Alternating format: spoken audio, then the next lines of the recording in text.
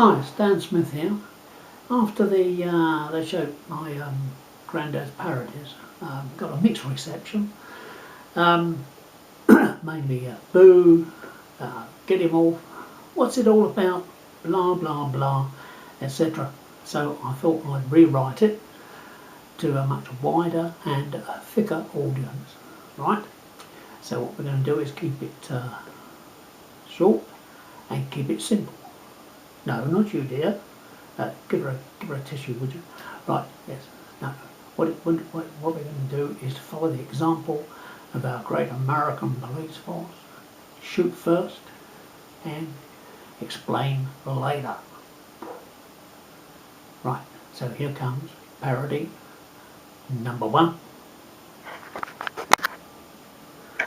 Right, this is called Yes, We Must Be Bananas.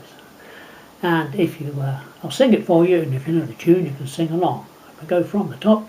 Yes, we have some resources, but there's no planet B on the way. We've oil, coal and water, and lots more trees to slaughter, but they'll all be gone someday. And when we can't feed our billions, or even a few millions, we'll still be light years from nowhere. Because there's no planet B, yes there's no planet B, or there's no planet B on the way.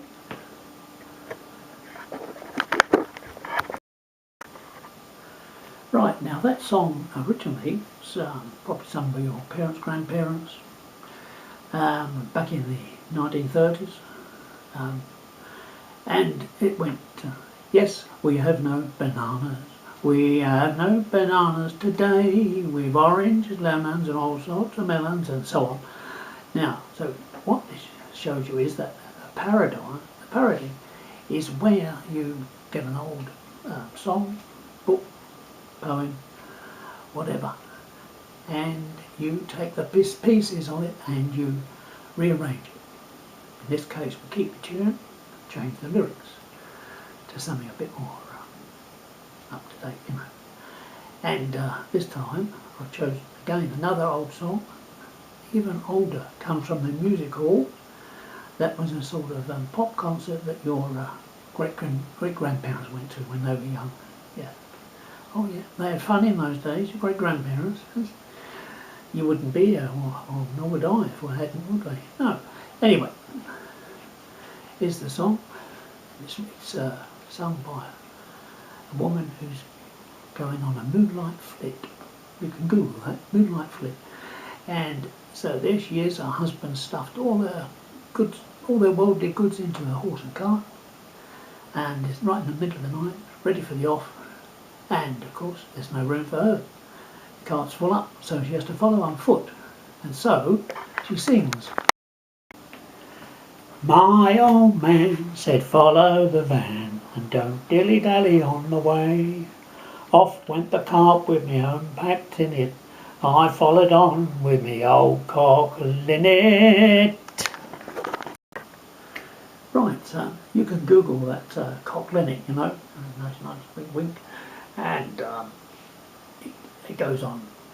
She dillies and she dallies, she dallies and she dillies, loses her way, finds a policeman, and then she's really in that anyway. I'm using this song, parody, to illustrate how a perfectly nice, normal human being, just like you or me, well, me anyway, can turn into something like a politician. Nasty thought. I've called it, Who's the Nasty Polly then? Right, and from the top 2, 3, 4, our MP said you'd vote for me and you'd all be much better off. Then off he goes to fight them in the city, and we all thought that we were sitting pretty, but his salary, his pension, all the perks he didn't mention made him forget what he had gone there for. And he found it much more healthy to be gentle with the wealthy and keep on taxing the poor. Yes, I know it's not right. Rich get richer and poor get shafted. However, while you're still thinking about how to get yourself elected, we'll have a short break, and you can watch this ad, or you can go and have a coffee, whichever you do. Right, this ad is for a collection of limericks that I wrote a couple of years ago, and one of my clever granddaughters made up this little card here, and all about the limericks. And yes, we do know that it's spelt limerick with an E, or perhaps it's not. And the reason is, wait a minute, what? You don't know what a limerick is? Right. Well, a limerick is a verse of 5 lines, usually funny, often informative, and the best ones are, let's face it, a bit filthy. Right, I'll give you an example right now. Here we are, here's a simple sample of a limerick. There was a young lady from somewhere who went and did something or other. And when she had done it, she wished that she hadn't, and now she's become a young mother. Now, my limericks were about different makes of car, sex, God, life, death, all that stuff. And I added a cartoon to each one, so I decided to call them limorick. You see, limo, car, limo, rick. Explain it to him later.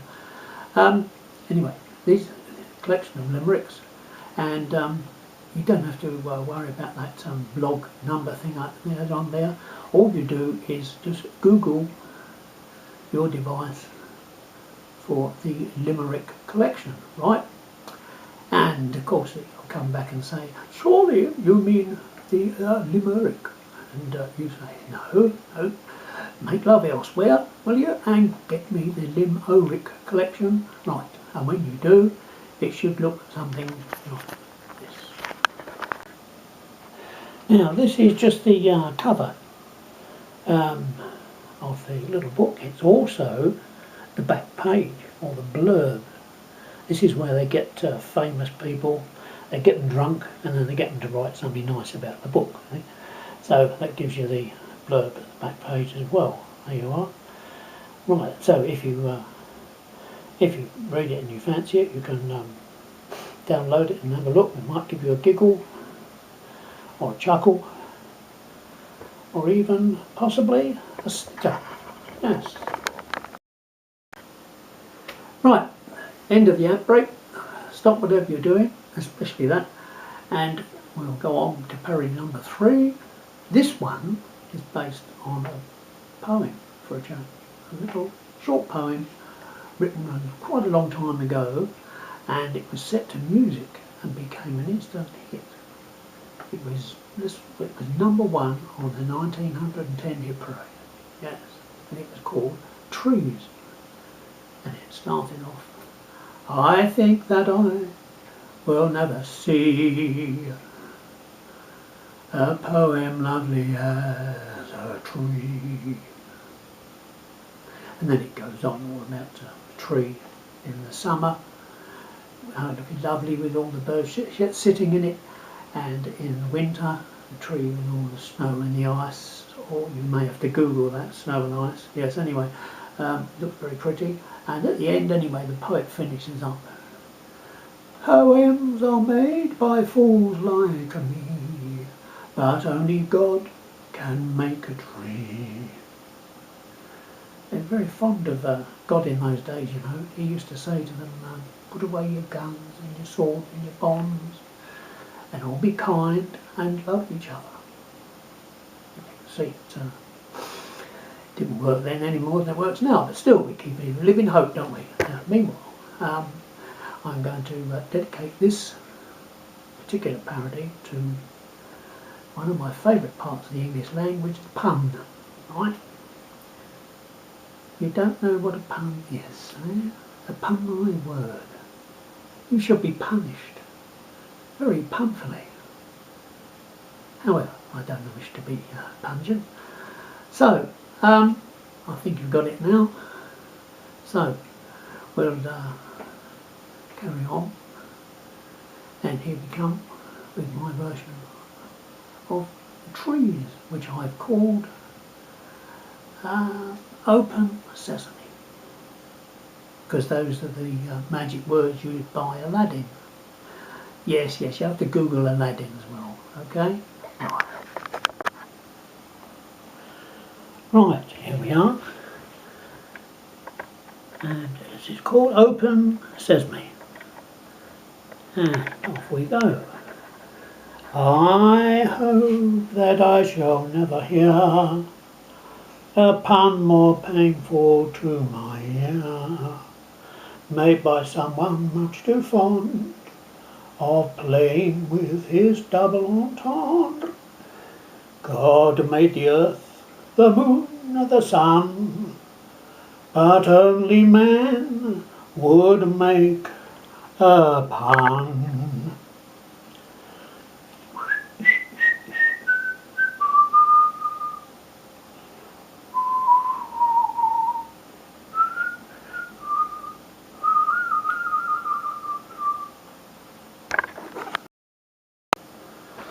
Yes, sorry about that. Whenever I hear that tune, I have to sort of put that whistle thing on the end. When I was young, we used to whistle a lot, walk along the road whistling, because well, we didn't have headphones, we didn't have tablets, did we? None of that. When we walked along whistling, we just walked along. We didn't bump into people, fall down holes, walk out into the traffic. None of that. Progress for you, right? Yes. Anyway, we're now on the end of the yellow brick road. Yes, you can Google that. And in front of us looms the last parody. Right.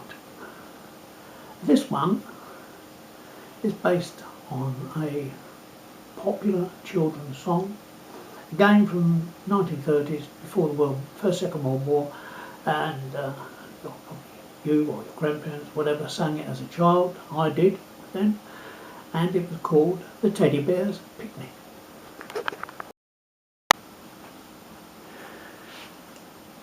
If you go down in the woods today, you may get a big surprise. If you go down in the woods today, you better go in disguise. Now, those two opening lines were used by David Attenborough as the intro for his latest bear film. Yes, I could point out that it was the bears that were Bear, not Sir David. No.